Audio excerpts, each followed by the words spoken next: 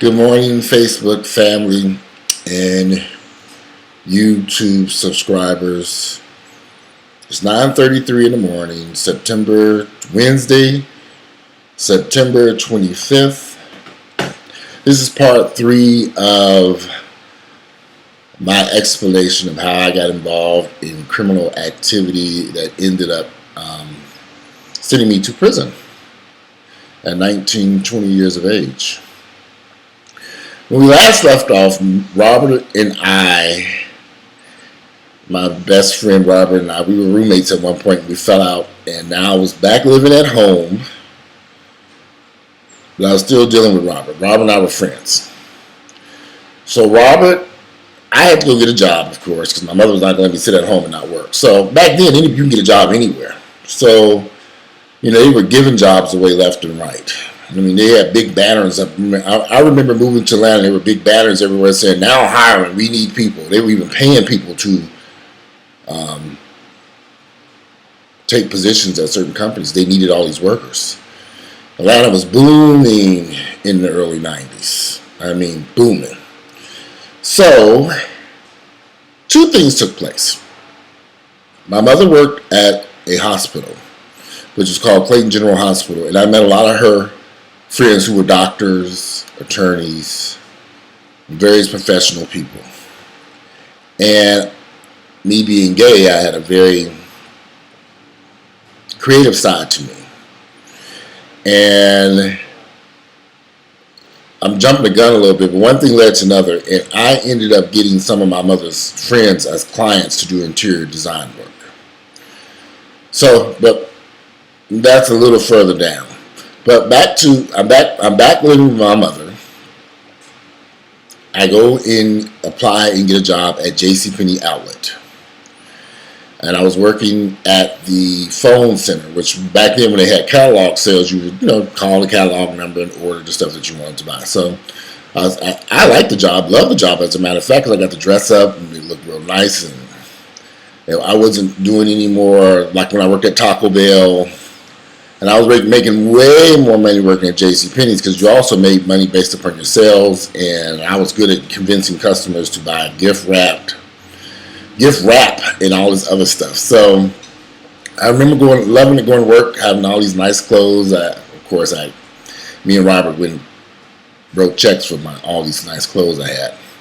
So anyway, I had a closet full of nice clothes to show up at work, and I was working. I was enjoying my job. And I would get off from work, and me and Robert didn't work anywhere. He was not going to work. So I would get off from work, and Robert and I would ride out and shop. We would just go shopping. And one day I said, Robert, we're doing all this shopping, but we're not really making a lot of money with this. We need to focus on the money part of forget the clothes, the shoes, and the junk. He had an apartment full of stuff. I had moved out. He kept all that stuff. I was buying stuff, putting it in storage, furniture, TVs, all kinds of stuff. I said, Robert, we need money. And we came up with an elaborate scam to make money.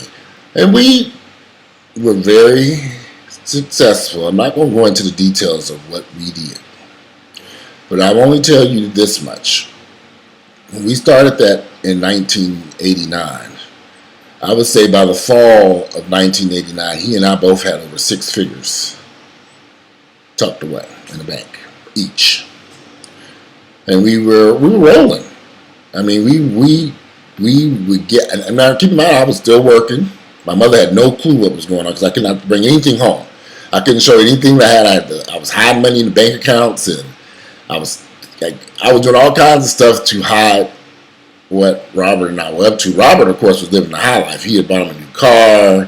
He was expensive jewelry. I mean, just all kinds of stuff. And I was just sitting on my money like, no, I'm saving this money. And good thing I did save it, because our little scam came to a screeching halt. But that's a little bit further down. Okay, so now I have some money in the bank. My mother has introduced me to some clients of hers, friends of hers who had bought homes.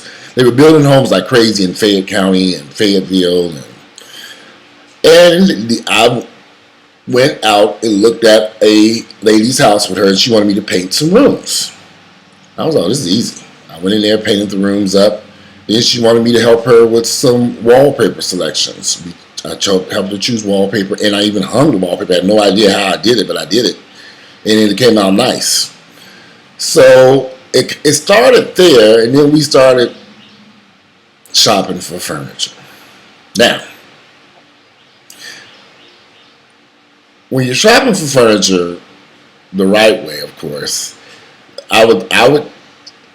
the customer and I would go into a store, and this is what we and Robert came up with this scam.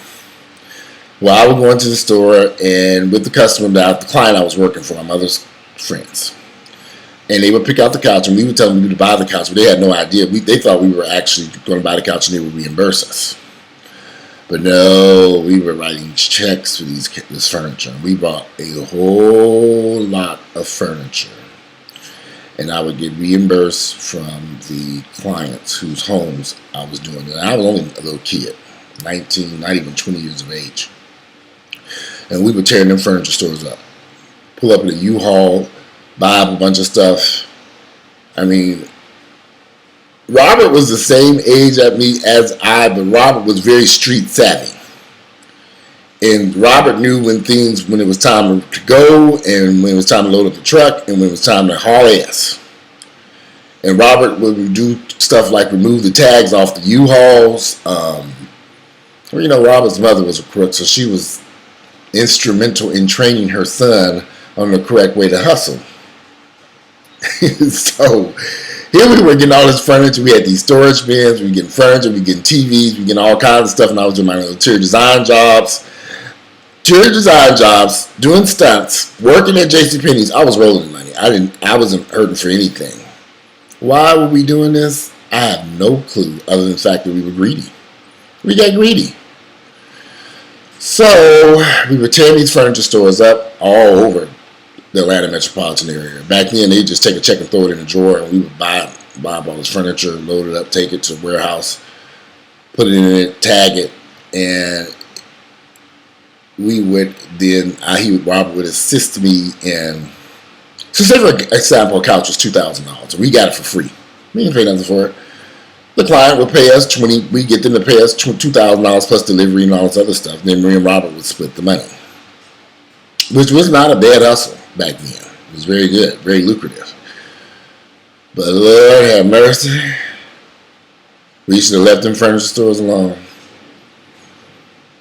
We tore them furniture stores up so bad they were on the lookout for our asses. They were looking, waiting for us. And I'll never forget, one day I got off from work and I went to meet Robert, and we were on our way to a furniture store.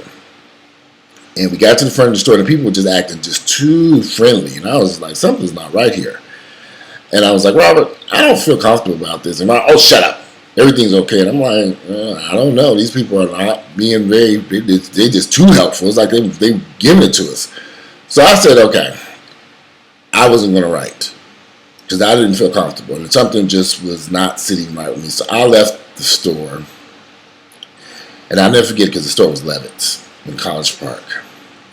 And I remember going out to the car, getting into the truck, rather, with you all.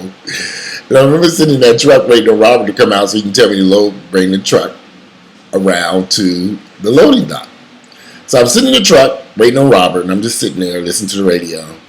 And then Robert comes out of the store, and Robert sees me, but he goes walking in the other direction, like across the parking lot. And he's walking really fast. He's walking. So I'm kind of looking like, what's going on? Then all of a sudden, Robert just took off running. So I'm sitting in the U-Haul like, oh my God. Then all of a sudden, all these people run out the store. And they're chasing Robert. And Robert's running. And I'm sitting in this U-Haul thinking, okay, I need to get out of here. So after they would run and chase after Robert, I just cranked up the U-Haul and drove out of the parking lot full of cars. They don't know. Trucks, cars, people coming, going, all this stuff, activity going on. So I cranked up the U-Haul and I drove off, going in the direction that Robert ran off to. But I couldn't find Robert. I looked and circled and drove around, and then I'm seeing the police show up, so I'm driving and I'm looking, and I said, let me get out of here. So I went home. I was at U-Haul. I had to hide it. Remember, I was still living at home with my mother. But I was about to get my own apartment, so I was very close to getting my own place at this point. So I had a lot of money saved up. So I get home, and we didn't have cell phones or anything back then. And I called Robert's mother, and she was like, I haven't heard from Robert yet. And I'm like, well, I told her what happened. And I said, I told her I couldn't find him. He took off so fast, I don't know where he went to, and I went looking for him. Well, it turns out Robert knew the Atlanta metropolitan area much better than me. Robert ran up to a bus stop, jumped on a MARTA bus, took him to the College Park train station. Robert caught the train downtown to his apartment and went home. So when Robert finally gets home, he called me. He was like, Walter, don't ever worry about me. If you see me take off, don't follow me. Just go to a different direction. And this was the first time we ever had an incident like this, where something really went bizarre and didn't work out the way we wanted. And it kind of scared me for a little while. And I was like, okay, I'm leaving this alone. But Robert was just like, oh, it's no big deal. It's no big issue. Everything's going to be all right. I'm thinking, man, they just chased you out the store. I was sitting in this parking lot. I saw them employees chasing you. You ran. You got away. And I was like, oh, this ain't a good thing. So I literally stopped for a second. I stopped doing everything. And I just was going to work and coming back home. I didn't go to the clubs. This got scared me so bad that keep in mind, I'm 19 years of age. I'm a little kid. I'm not used to this stuff. I'm not used to people running and screaming and hollering. We had never had an incident like this ever the few months that we've been doing this. So I was thinking, okay, this is it for me. So I was going to JCPenney's, working my little behind off. Robert was calling me, trying to get me to do all kinds of stuff, and I was just like, no. So I wasn't going to the club. I was going home. I was avoiding everybody. I was just staying out of trouble. And if I'm correct, that's when I finally went and got my own place. Got my own apartment. Got my own apartment. And I was still doing my little interior design stuff. But I wasn't doing it with Robert anymore because I didn't want to do that type of hustling that Robert wanted to do. So that fall of 1989 was pretty cool because I was by myself. I was meeting new people. I was hanging with a whole new group of people. And lo and behold, I met up with some new stunt workers. Different crowd of stunt workers than Robert and them. And I started hanging with them and showing them different things. And one thing led to another. And here we are. I was right back in the thick of things with a different group of individuals. And these people were not as street savvy and street smart as Robert, Sheldon, and Alonzo. I was with some novices. And that was a huge mistake. That mistake would be costly and would create a whole lot of problems for me. But we'll talk about that. Me and my new little crew of friends, we were young, dumb, and stupid.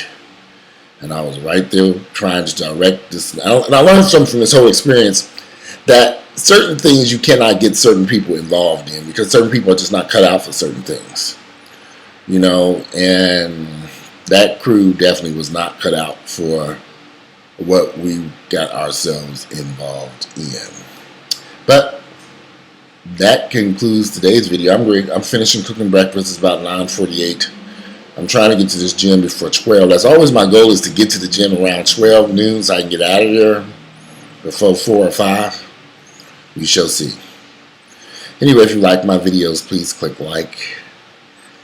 And I'm very curious to read you all's comments, what you think about today's video. But anyway, enjoy your Wednesday. It's wet, it's rainy. I had to take the dogs out in the rain. They're still mad at me about that. But enjoy your Wednesday and have a great day.